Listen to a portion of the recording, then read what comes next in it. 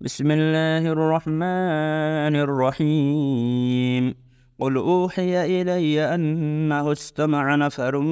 من الجن فقالوا إنا سمعنا قرآنا عجبا يهدي إلى الرشد فآمنا به ولن نشرك بربنا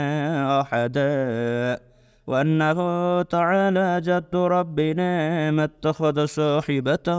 ولا ولدا وأنه كان يقول سفيهنا على الله شططا وأنا ظننا أن لن تقول الإنس والجن على الله كذبا وأنه كان رجال من الإنس يعوذون برجال من الجن فزادوهم رهقا وأنهم ظنوا كما ظننتم أن لن يبعث الله أحدا وأنا لمسنا السماء فوجدناها ملئت حرة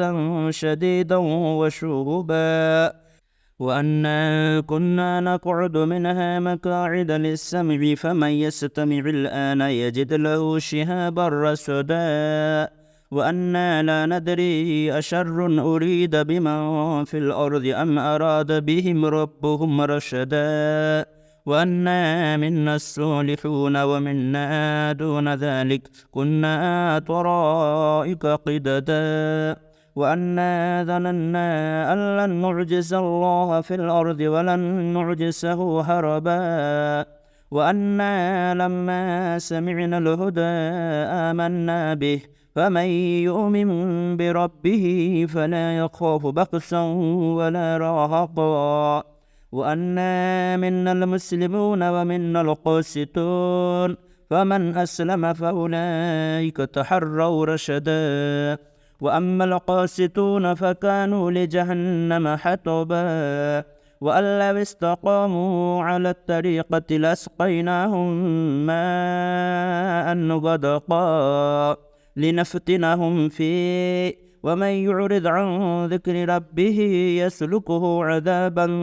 سعدا وأن المساجد لله فلا تدعوا مع الله أحدا وأنه لما قام عبد الله يدعوه كادوا يكونون عليه لبدا قل إنما أدعو ربي ولا أشرك به أحدا قل إني لا أملك لكم ضرا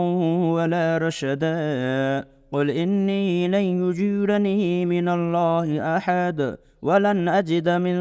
دونه ملتحدا إلا بلاغا من الله ورسالاته ومن يعص الله ورسوله فإن له نار جهنم خالدين فيها أبدا حتى إذا رأوا ما يوعدون فسيعلمون من أضعف ناصرا وأقل عددا